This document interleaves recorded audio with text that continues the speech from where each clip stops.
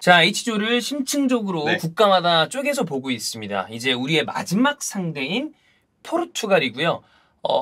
포르투갈 이전에 우리가 16강을 확정 지을 수 있다면 베스트인데 우리가 그런 얘기는 설레발 같으니까 성급하게 하지 않겠고 마지막 경기에서 포르투갈을 상대로 뭔가 이 결과를 내고 네. 그리고 난 다음에 다음 스텝을 밟을 수 있다면 뭐 그 또한 너무나 좋은 상황이죠. 아, 우리한테는 어쨌든 포르투갈전에도 좋은 경기력을 보여주길 응원을 해야죠. 그럼요. 그래서 네. 내 바람은 세 번째 경기까지 우리가 가능성을 가지고 끌고 갔으면 좋겠어요. 맞아요. 그리고 왜냐면 포르투갈이 지금 모르겠습니다.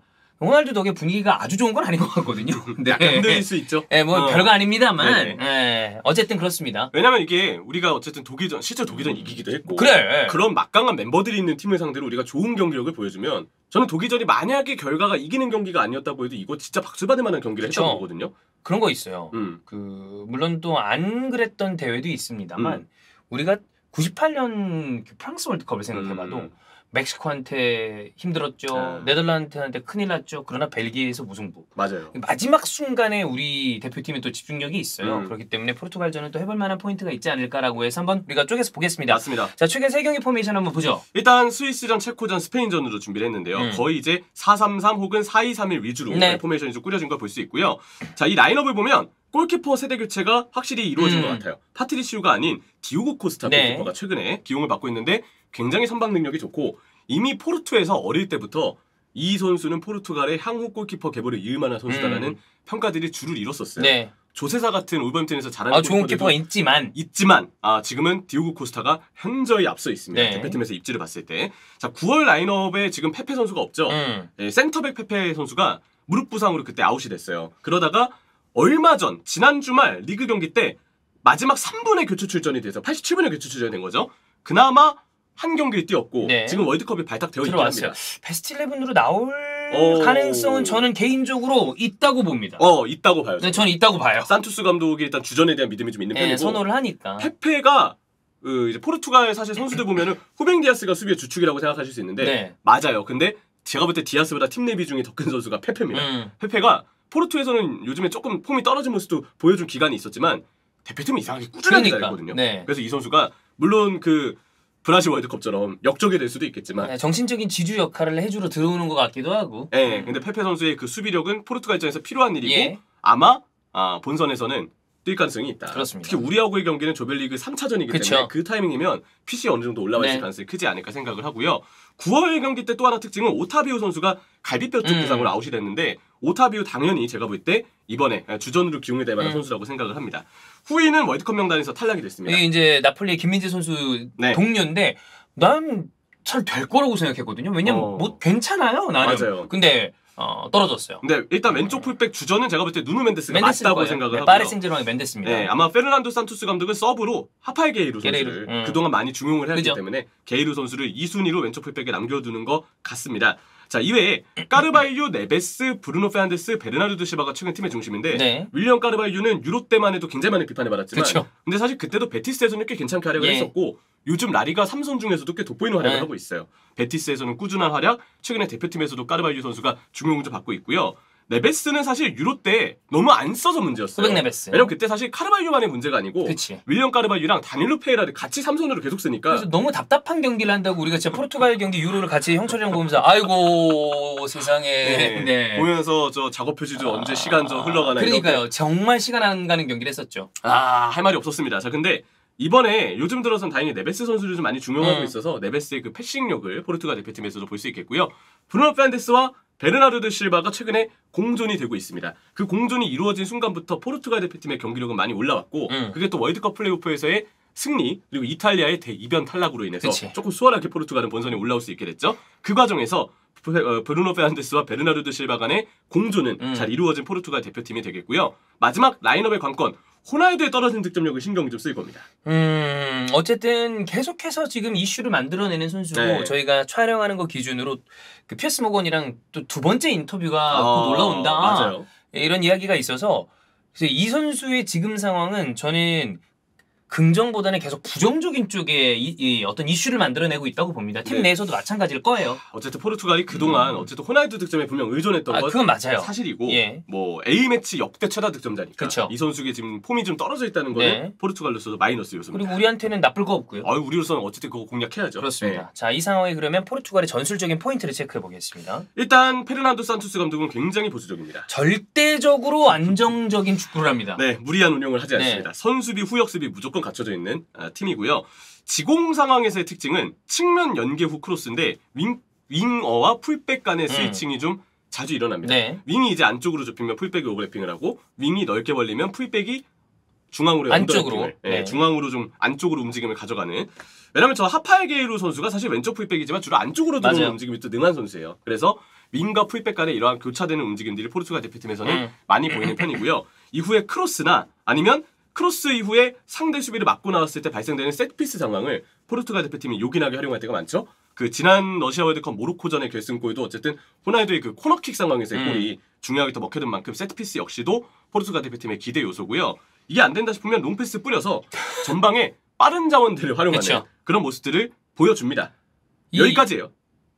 왜 이렇게 네. 형철이 얘기냐면 사실 엄청나게 좋은 자원임에도 불구하고 조직적이고 아주 그 고도의 트레이닝을 통한 준비된 패턴 잘 없습니다. 잘 없어요. 잘 없어요. 이게 그러니까 여기서 나오는 특징이 뭐냐면 딱 이 두 가지 외에 선수단의 움직임이 되게 정적이고 부족한 네. 편입니다. 움직임을 좀 잡아줘서 스위칭도 좀 가져가고 중앙 수적구를 만들기 위한 유연한 움직임이나 대형 변화도 있어야 되는데 잘 없습니다. 그냥 이 팀은 조금 선수단 움직임이 너무 부족해서 네. 볼 잡은 선수가 막상 줄 곳이 없는 경우들이 굉장히 많아요. 그러니까 경기를 보면 답답하다는 느낌이 드는 거야. 그렇죠. 그냥 전형이 그대로 유지가 돼 있으니까 네. 상대 1대1 압박에 그대로 좀 묶여있는 경우들이 많고요. 한쪽 위주의 공격에만 의존하는 경우들이 꽤 있습니다. 그 경기를 보면 좌우 밸런스가 사실 공격을 할 때도 중요하거든요. 그죠? 왼쪽도 흔들고 오른쪽도 흔들어야 그래 이제 공간이 생기죠. 상대가 한쪽으로 집중 안 하고 맞아요. 분산되면서 중앙의 간격이 공간이 나오죠. 근데 그동안 포르투갈 대표팀 경기를 보면 이상하게 한쪽에 집중되면 90분 내내 그쪽만 집중되는 경우들이 좀 많았어요.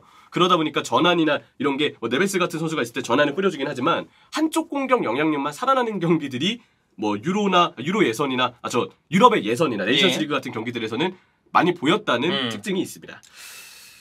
그럼에도 불구하고 네.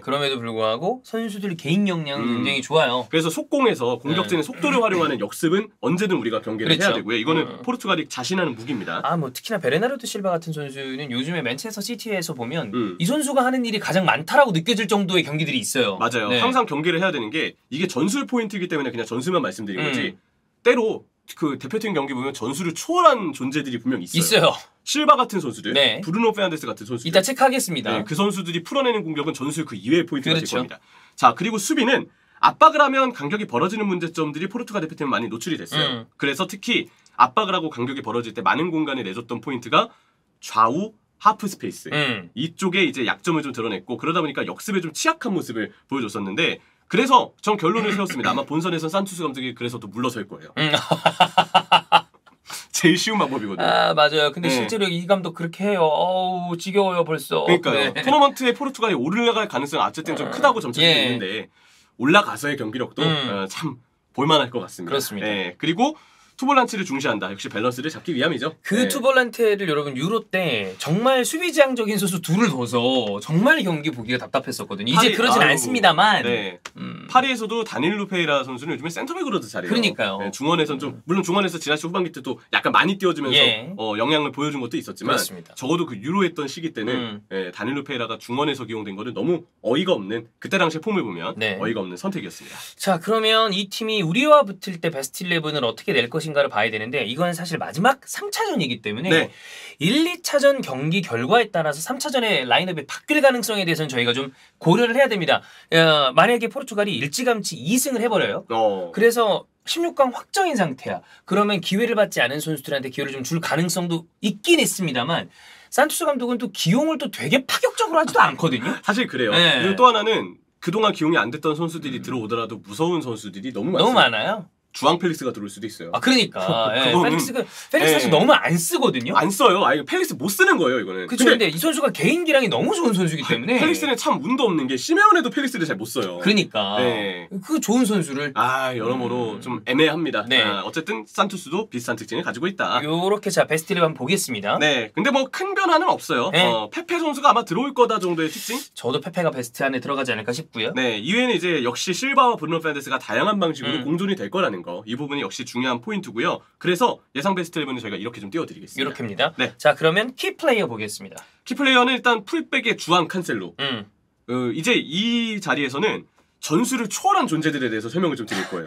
칸셀루는 여러분 혹시 만약에 이번 월드컵을 통해서 축구를 접하시는 분들이나 네. 좀 관심을 가지시는 분들은 지금 그 지구상의 풀백들 중에 제일 핫하고 잘하는 선수가 누구야라면 칸셀루라고 어디 가서 답하셔도 문제가 없습니다. 맞습니다. 네. 근데 주앙 칸셀루를 아까 전술이 초월한 존재라고 평가한 이유는 풀백이지만 미드필더의 역할을 꽤 많이 소화하는 선수예요. 그 이존 해설위원이 그 얘기를 했습니다. 얘는 풀백으로서 과한 능력을 가지고 있다. 그렇게 볼 수 있죠. 그러니까 좀 오버스펙이에요. 왜냐면 풀백은 사실 요즘 축구에서는 이제 그 트렌드가 풀백도 대세라고 얘기하고 그쵸. 있지만 전까지만 해도 풀백은 다른 포지션에 비해서는 비중을 덜 평가받는 경우들이 많았어요. 게리 네빌이 그런 얘기 했잖아요. 센터백 하기에는 몸이 좀 왜소하고 키가 작고 윙어를 윙어를 하기에는 속도나 공격력이 좀 떨어지고 그래서 나 풀백 했다고. 맞아. 네. 약간 그런 개념 정의가 진짜 있었어. 근데 지금은 그렇지 않습니다만 지금은 예전에 그랬다는 거죠. 그래서 그 주원이 형의 말씀도 네. 그 약간 초가다. 네. 이 얘기를 말씀을 하신 것도 당연히 그 맥락에서 그렇죠. 해석이 되는 얘기예요. 근데 칸셀루가 풀백이지만 미드필더처럼 기능이 되는 선수라는 건 이 선수가 개인 돌파부터 패스, 킥까지 측면을 오롯이 지배하는 게 가능한 선수입니다. 중요한 순간에 어시스트 할 때 보면 아웃프론트 킥도 어마어마하게 정확하고요. 맞습니다. 네. 근데 주앙 칸셀루는 산투스 감독을 상대해야 돼요. 그게 문제입니다. 네. 맨체스터 시티에서 왼쪽에 나왔을 때 칸셀루는 축구의 신입니다. 그때가야말로 진짜 안쪽에서 축신. 미드필더처럼 기능하면서 네. 진짜 미드필더 역할을 수행을 해요. 그렇습니다. 근데 이제 일단 포르투갈 대표팀에서 오른쪽에서잖아요. 그리고 무조건 오버래핑을 좀 많이 맡겨요. 네. 칸셀루 이렇게 안쪽 들어와서 그치. 좀 다양하게 풀어줄 수 있는데 물론 그 시도가 갈수록 많아지고 있긴 하지만 맨시티저처럼 역동적으로 뛰진 않는다. 네. 그래서 칸셀루의 적은 페르난도 산투스다. 감독이다. 네. 굳이 제가 지금 생각나는 게 하나 있다면 그 칸셀루가 이건 뭐 칸셀루에 대해서 일부러 우리 입장에서는 네네. 희망을 좀 봐야 되잖아. 간혹 실수를 해요 수비에서. 요즘 좀 지쳤어요. 네, 그 부분에 대해서는 우리가 공략을 해볼 법하다. 특히나 만약에 손흥민 선수가 3차전에는 분명히 그래도 세 경기 중에서는 가장 좋은 컨디션으로 올라와 있을 가능성이 큽니다. 근데 맨시티 상대로 또 손흥민 선수 같은 스타일이 강해요. 맞아요. 올 시즌 맞대결이 없었지만. 그렇죠. 손흥민이 이제 역습을 하려 나갔을 때 혹은 황희찬 같은 선수가 칸셀루가 풀백이 라스트맨인 경우가 많습니다. 네. 그때 삐끗하는 순간 우리한테 기회가 올 가능성도 있다. 맞습니다. 네. 기대해 볼 수 있어요. 그렇습니다. 저는 그래서 칸셀루가 약간 지쳐있는 상황이 우리 입장에서 월드컵까지 좀 이어지기를 바라야 되겠죠. 그렇습니다. 근데 칸셀루가 이 3차전이기 때문에 안 나올 가능성도 있어요. 그죠? 근데 그러면 또 지오고 달로가 나오는데 근데 달로 요즘 또 굉장히 잘해요. 좋거든요. 네. 달로도 잘하고 있기 때문에 어쨌든 이 팀 스쿼드가 굉장히 좋습니다. 두 번째 전술을 초월한 존재는 베르나르도 실바입니다.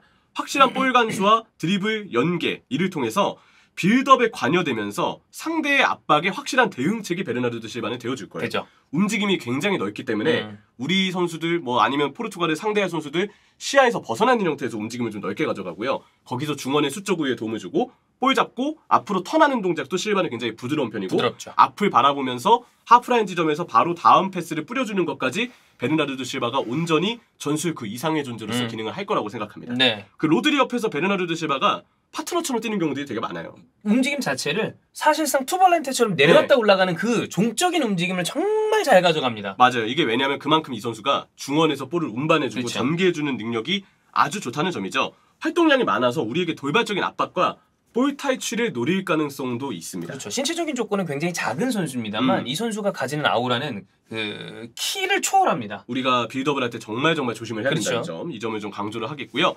브루노 페르난데스도 이제 세 번째 존재인데 예. 공격적인 키패스는 이제 브루노의 전담 그렇죠. 포인트입니다. 어떻게든 모험적인 패스를 뿌리는 선수라 템포도 빠르고 그 약간 미스가 있더라도 일단 그 시도가 나온다는 것 자체가 좀 무서워요. 그래서 가끔은 과한 시도를 해요. 그러다 보면 미스가 나오는 걸 우리가 좀 생각을 해볼 필요가 있어요. 맞습니다. 하지만 오히려 반대로 얘기하면 우리가 생각하지 못했던 타이밍에 한 방과 키패스가 나올 수 있기 때문에 브루노 페르난데스도 당연히 경기를 해야 될 선수고요. 베르나르도 실바가 아까 하프라인 지점에서의 연계나 풀어주는 건 굉장히 좋은데 마무리 근처 지역에서의 키패스는 사실 조금 아쉬울 때가 있거든요. 근데 그건 오히려 브루노 페르난데스가 전담을 하면서 하프라인 지점에서의 움직임과 순환은 실바가 담당하고 브루노 페르난데스는 그 위쪽에서 공격에 확실한 방점이나 그렇죠. 어떤 키패스를 찔러주는 그 역할을 맡아주는 형태로 최근에 둘의 공존이 이루어지고 있는 점이 브루노 페르난데스와 실바의 특징입니다. 여기에 하나 추가로 역시 또 대한민국 위주의 어떤 그 포인트가 지금 생각나는 게 있다면 이 선수가 좋게 얘기하면 아주 영리한 플레이를 하는 선수고요. 나쁘게 얘기하면 조금 트릭을 씁니다. 네. 그래서 그거를 잘 이용한다면 뜻하지 않은 경고 이상의 무언가를 끌어낼 가능성도 있거든요. 이게 뭐냐면 공격을 했을 때 상대와 심리전을 통해서 쓱 뭐 약간의 다이브 성향을 가지고 있어요. 그게 그 다른 선수들과 다르게 브루노 페르난데스는 경합을 선호하진 않는 것 같아요. 네. 그래서 경합을 직접 하기보다는 일단 쉽게 넘어지는 스타일. 그렇죠. 이렇게 비유를 할 수 있겠죠. 그거에 대해서는 우리가 한번 좀 잘 이용해 볼 필요는 있다. 맞습니다. 네. 뭐 선수들 어쨌든 자국 선수들인데 벤투 감독도 보고 있을 거예요. 알고 있을 거야. 네, 그런 특징들도 하나하나 발견을 할 거라고 보고요. 자, 호날두 리스크가 있어요. 그 브루노도 마찬가지로 호날두 리스크가 있는데 맨유에서도 톱 호날두, 꼭 호날두가 아니더라도 어쨌든 톱 자원의 부진 때문에 브루노 페르난데스에게 공간이 안 나와서 저는 그래서 맨유에서 브루노 페르난데스가 패스와 킥이 부정확한 이유가 이 선수가 공간이 좀 있을 때 그게 좀 정확하게 나가거든요. 맞아요. 근데 공간이 있으려면 톱 자원이 상대 수비나 수비형 미드필더를 좀 밀어주고 끌어당겨줘야 돼요. 근데 맨유에서는 그 톱 자원의 역할이 너무 아쉽다 보니까 압박이나 센터백이나 이런 견제가 브루노 쪽으로 집중이 되고 브루노가 좁은 간격에 둘러싸여 있으니까 패스 정확도가 올라가기는 쉽지 않은 상황이라고 봐요. 근데 포르투갈 대표팀에서도 어쨌든 톱 자원에는 호날두가 있죠. 근데 호날두가 여전히 개인의 폼이 좀 떨어져 있는 상황에다가 맨유로서는 어쨌든 이슈를 지금 안기고 있는 상황이기 때문에 여러모로 브루노 페르난데스는 호날두와 같이 뛰는 상황에서 대표팀에서도 혹시 좁은 공간에 놓일 가능성이 있지 않을까 생각을 합니다. 그렇습니다. 개인적으로 또 포르투갈 경기에 들어서면 달라지겠지만 콤비를 맞추겠지만 우리 입장에서는 그런 거라도 좀 나와봐라. 맞아요. 우리는 그럼 일단 월드컵이잖아. 우리는 하나하나 이용을 해야 돼요. 그렇습니다. 우리한테 상황이 하나씩 우리에게 유리하게 조성되기를 바라야죠. 월드컵은 정말 작은 변수가 큰 결과로 다가올 때가 있거든요. 맞습니다. 그래서 그 생각을 좀 해봤고. 네. 자, 우리가 그 전에 계속해서 이 선수의 적은 이 대표팀의 감독 산투스다. 도대체 왜 그러냐? 페르난데스 산투스 감독에 대한 얘기를 해보죠. 유로 2016과 네이션스리그 2018-19 시즌 우승을 차지했습니다. 이렇게 보면 커리어는 좋은 감독이에요. 자, 러시아 월드컵 16강, 유로 2020 16강 그것도 벨기에에게 탈락을 했습니다. 예, 벨기에에게 탈락할 때 과정이 아주 볼만했죠. 정말 너무 무기력한 경기력을 보여줘서 아무것도 안 하고 진 것 같아 느낌이. 맞아요. 무색무취의 경기력을 보여줬고요. 선발 선수는 사실 고집이 좀 있는 편이고 보수적인 팀 운영을 하고 교체술이 별로 안 좋아요. 네. 그렇기 때문에 사실 토너먼트 단계에서 산투스 감독은 이 교체술에 대해서는 비판을 좀 많이 받곤 하죠. 실리적 운영의 대명사고요. 멤버 활용 능력이 아까 칸셀로의 사례처럼 아쉽다는 비판이 좀 많은 편이고 이런 스토리가 있습니다. 파울로 벤투 감독의 후임이 페르난도 산투스 감독이에요. 그러네. 그러네. 이게 제일 중요하죠. 벤투 감독, 포르투갈 대표팀의 전 감독 벤투는 우리나라 대표팀의 감독. 그 이후에 포르투갈 대표팀의 지휘봉을 넘겨받은 감독이 페르난도 산투스입니다. 근데 사실 산투스 감독의 뭐 경기 내용과 별개로 이 사람의 커리어 자체가 어쨌든 메이저 타이틀을 안겨준 사람이기 때문에 벤투 감독 입장에서는 뭔가 자국 대표팀이잖아. 맞아요. 보여주고 싶은 마음이 저는 있을 거라고 봅니다. 저도 오히려 마음가짐이 더 클 거라고 생각을 해요. 포르투갈은 잡는다. 네. 그리고 산투스가 어쨌든 벤투보다 더 좋은 결과를 낸 건 사실인데 벤투도 그렇기 때문에 도전하고 싶은 마음이 크겠죠. 그 부분에서 포르투갈 감독 간의 맞대결이 성사가 될 예정입니다. 그렇습니다. 자, 이제 부상자들이나 최근에 들어온 이슈를 체크를 해보면 일단 뭐 페페 같은 경우에는 첫 경기는 모르겠지만 우리와 경기에서는 아마 뛸 가능성이 높지 않을까. 맞습니다. 대표팀에선 페페가 핵심이고요. 수비를 굉장히 잘하는 선수입니다. 강팀전은 4-2-3-1을 쓰고 약팀전은 4-3-3을 쓸 가능성이 있어요. 최근 경기들은 그렇게 좀 활용을 해왔고 가장 큰 이슈는 지오고 조타의 부상이죠. 이거는 포르투갈 입장에서 아쉽죠. 호날두 외 주 득점원이 아무래도 조타를 좀 꼽을 수 있었는데 볼 운반으로 동료에게 연계나 기회까지 제공해줄 수 있는 크랙 자원이 조타예요. 근데 조타가 맨시티전에서 당했던 종아리 부상 때문에 결국 월드컵에서 엔트리에 이탈을 하고 말았고요. 조타의 이탈은 이외 자원인 하파엘 레앙이나 주앙 펠릭스에 대한 어떤 기용이 아직 산투스 감독이 이 선수들을 잘 쓰고 있다 보기는 힘들거든요. 그리고 레앙의 경우는 아직 제가 봤을 때 대표팀에서는 조금 긴장하는 이슈가 좀 있어요. 밀란 때랑 좀 달라요. 밀란에서는 진짜 잘하죠. 근데 대표팀은 선수마다 대표팀에 들어갔을 때 그걸 긴장을 하는 경우들이 꽤 있거든요. 아직 저는 레앙이 물론 요즘 경기들을 좀 나오기도 했고 스탯도 쌓긴 했지만 약간 아직은 긴장하고 있는 단계가 있고 특히 월드컵 본선이기 때문에 초반에는 그런 포인트가 따라올 수 있을 거라 생각을 해서 조타의 이탈은 굉장히 아쉬운 편입니다. 그렇습니다. 자, 그러면 종합해 보겠습니다. 포르투갈의 장점과 단점을 체크해 보죠. 장점. 네, 아주 간단합니다. 스쿼드의 우월함. 공격력, 활동량, 수비력 기대 요소가 많습니다. 두 번째는 굳이 꼽자면 골키퍼의 세리 교체가 된 점. 코스타. 네, 코스타 골키퍼의 활약을 좀 기대해 볼 수 있겠죠. 네, 단점은 우리가 계속 얘기했죠. 네. 산투스, 호날두 뭐 이런 호날두까지 맞아요. 개개인의 네. 어떤 리스크들이 좀 있습니다. 일단 불안한 밸런스와 단조로운 공격. 네. 이거는 토너먼트 진입했을 때 특히 포르투갈에게 꼬집어야 될 문제점인데 그쵸. 우리하고의 경기 때도 포르투갈이 꼬집힐 수 있는 문제점이 되기를 바라겠고요. 호날두 리스크로 팀 분위기가 좀 네. 좋지만은 않았으면 좋겠다. 우리 입장에서 흔들렸으면 그냥 좋겠다. 단순히 우리 입장으로 맞아요. 그렇습니다. 그렇게 봐야 되는 상황입니다. 자, 그러면 이런 상황을 종합해서 우리가 포르투갈의 어떤 지점과 어떻게 이 팀을 공략하면 될까 이걸 네. 봐야죠. 저는 개인적으로 우리가 약간 흐름을 가져올 가능성도 있다고 봐요. 왜냐하면 포르투갈이 좀 내려서기 맞아요. 때문에 왠지 우리가 강하게 덤벼들고 포르투갈이 내려서면서 우리가 좀 점유를 하고 공격을 두들기는 상황. 그러면 벤투 감독이 지금까지 추구해왔던 축구를 구사하기가 좀 편해지거든요. 맞아요. 왠지 그렇게 유리할 수 있는 시간이 있을 것 같아요. 근데 거기서 조심해야 되는 게 갑작스러운 포르투갈의 롱패스, 빠른 전방 자원들의 역습을 통한 한방. 거기서 실점하면 우리가 타격을 입을 그렇죠. 수 있으니까 우리가 어느 정도 흐름을 잡고 있다 싶어도 포르투갈이 되게 실리적으로 내려앉아 있어도 너무 거기에 말려들어서는 안 된다. 항상 포르투갈은 역습이 강한 팀이고 그렇죠. 우리보다 스쿼드가 좋은 팀이라는 거는 인정을 해야 돼요. 아유, 많이 세죠. 정말 너무 많이 정말 세요. 많이 세죠. 그래서 밸런스는 우리가 언제든 항상 신경을 써야 된다. 아까 얘기했던 가장 좋지 않은 그림이 나오지 않게끔 네. 조금 더 신경을 써줬으면 좋겠고요. 그래서 포르투갈의 상대로 역시 제일 중요한 건 첫 번째 수비가 우선입니다. 물론 3차전이기 때문에 우리가 조 싸움에 따라서 골이 오히려 더 필요한 상황이 나올 수도 있어요. 그럴 수도 있죠. 그럴 때는 이 포인트가 약간은 바뀔 수 있겠지만 일단 그냥 맞대결의 어떤 전력차로만 봤을 때 우리는 첫 번째로는 수비가 좀 우선이고요. 알아서 공간을 내주면 그 부분을 공략할 자원들이 포르투갈에는 많기 때문에 네. 우리 진영에서 공간을 좀 최소화하는 경기 운영이 필요하다는 얘기를 하고 싶습니다. 또 빠른 역습으로 포르투갈의 넓은 간격을 공략해야 된다. 예. 칸셀로가 약간 뒤쪽에 뚫릴 수 있는 상황을 손흥민, 만들어보자. 황희찬, 이런 자원들이 활용을 한다면 더 하나의 없이 좋을 것 같고요. 네 번째는 3차전에 2점. 포르투갈이 이전에 2전 전승을 한다면 3차전은 아마도 아마도 힘을 뺄 가능성이 있기 때문에 그렇다면 우리한테는 주전조가 아닌 다소 조합이 애매한 자원들이 나올 수 있어요. 선수들의 능력이 뛰어나지만. 그러면 그걸 우리가 조직적으로 공략할 수 있는 이용해야죠. 포인트를 마련해야 된다고 생각합니다. 그렇습니다.